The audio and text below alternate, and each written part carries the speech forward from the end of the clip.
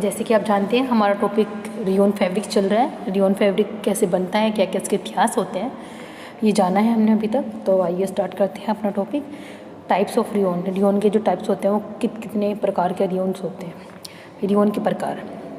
वर्तमान में रियोन के निर्माण की दो आधारभूत विधियाँ होती हैं।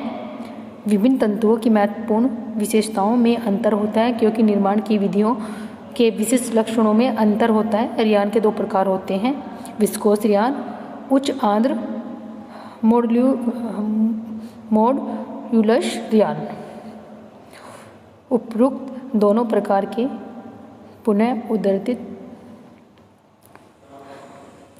पुनः उत्पादित रियान कहा जाता है क्योंकि मौलिक कच्चा पदार्थ सेलुलोज पहले रासायनिक क्रिया द्वारा अन्य रूप में परिवर्तित होता है, फिर यह पुनः सेलुलोज में परिवर्तित होता है। यह परिवर्तन अंतिम उत्पाद को निर्मित करता है जो कि विशुद्ध सेलुलोज का तंतु रूप होता है। विस्कोस रियान। विस्कोस रियान सामान्यतः कपास के तंतुओं या लकड़ी के गुद्दे से बना जाता है जो कि बांस या पाइप के वृक्षों से प्राप्त किया जाता है। लकड़ी के गुद्दे को रासायनिक प्रक्रिया में से घुलनशील बनाने की प्रक्रिया सर्वप्रथम 1840 में जर्मन बुनकर F.G. केरल द्वारा खोजी गई। लकड़ी के गुद्दे से रियान बनाने की विस्कोस विधि का विकास करीब 50 वर्ष बाद सन 1892 में ब्रिटिश वैज्ञानिक C.F. कास और E.G. बेबन द्वारा किया गया। संयुक्त अमेरिका में प्रथम विस्कोस निर्माण की प्रथम फैक्ट्री सन 1910 में स्थापित की गई। विस्कोस प्रक्रिया में लकड़ी की पपड़ियों या कपास के तंतुओं को क्रिया करके विशुद्ध सेलुलोज की चादरें बनाई जाती हैं। यह चादरें देखने में आसान होती हैं। इन चादरों को फ्रेम में लगा दिया जाता है ताकि इन्हें कास्टिक सोडा के घोल में डुबा जा सके। कुछ समय में यह घोल पूरी चादर पर समान रूप से और संपूर्णता से प्रवेश कर जाता है। इसके पश्चात इस आंध्रकली सेलुलोज की चादर को इस तक दबाव दिया जाता है जबकि यह अपने मौलिक भार की 3 गुना नहीं हो जाए। इस अल्कली सेलुलोज की आंध्र चादरों को छोटे छोटे टुकड़ों में विभाजित करके छोटे बर्तन में 2 या 3 दिन के लिए हवा में खुला रखा जाता है। इस अवस्था में सेलुलोज में रासायनिक परिवर्तन होता है जिसके परिणाम स्वरूप लंबी श्रृंखलाओं में छोटापन आ जाता है और अंतिम घोल अधिक अच्छा गाढ़ा हो जाता है। जब यह छोटापन की क्रिया इच्छित सीमा तक पहुंचती है तो अल्कली सेलुलोज को कार्बन हाइड्रोसल्फाइड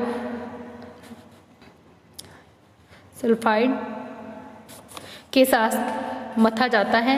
सोडा सेलुलोज के यह टुकड़ा अब पीले और फिर लाल नारंगी दिखाई देते हैं।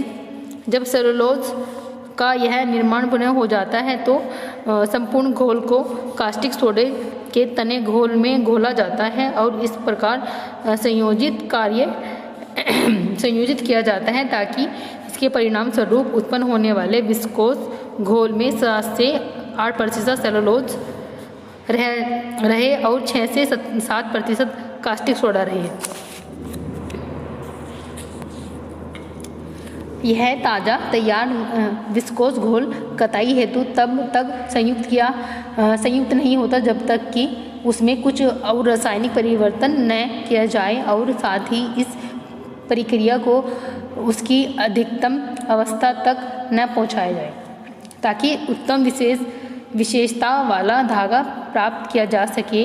इस हेतु इसके कमरे में तापक्रम पर 3 से 4 दिन तक रखा जाता है जब तक कि परीक्षणों द्वारा यह न दर्शाया जाए कि यह अवस्था आ गई है। इस अवस्था में विस्कोस घोल को छाना जाता है और हवा निकाली जाती है क्योंकि तैयार हुए ठोस पदार्थ और हवा के बुलबुले दोनों की कताई की प्रक्रिया में स्पेंड्रेट के छिद्रों के अवरोधक डालकर गंभीर बांधा पहुँचा जा सके। फिर इस विस्कोस घोल की मीटरिंग पंप की छोटी मोमबत्ती के आकार की छंदरियों में से निकाला जाता है और फिर स्पिनरेट में से निकाला जाता है। स्पिनरेट में से निकालने वाले धागे को में डुबाया जाता है, जिसमें कि मुख्य रूप से सोडियम सल्फेट और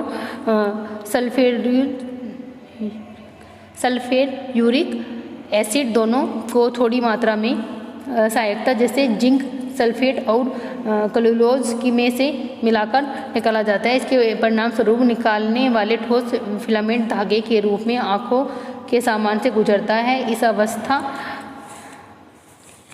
में की जाने वाले जमाने की क्रिया इस प्रकार होती है ताकि एक अकेला तंतु सामान्य तंतु से चिपके नहीं।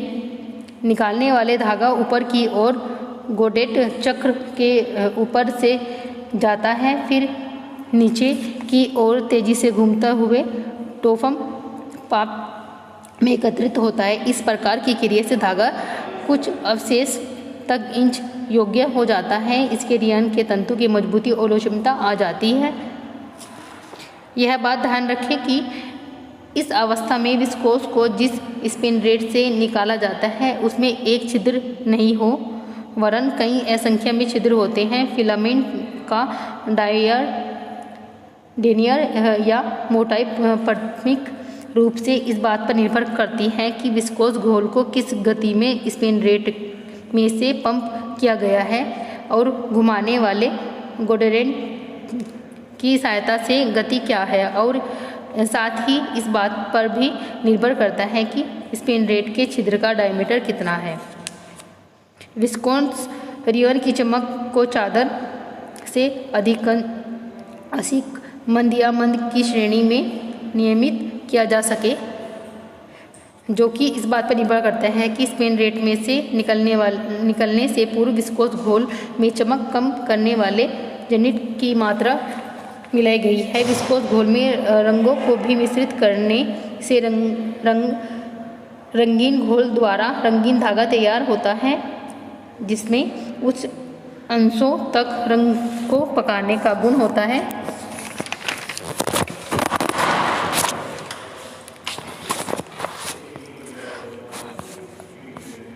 उच्च आंद्र मॉड्यूलस रियान।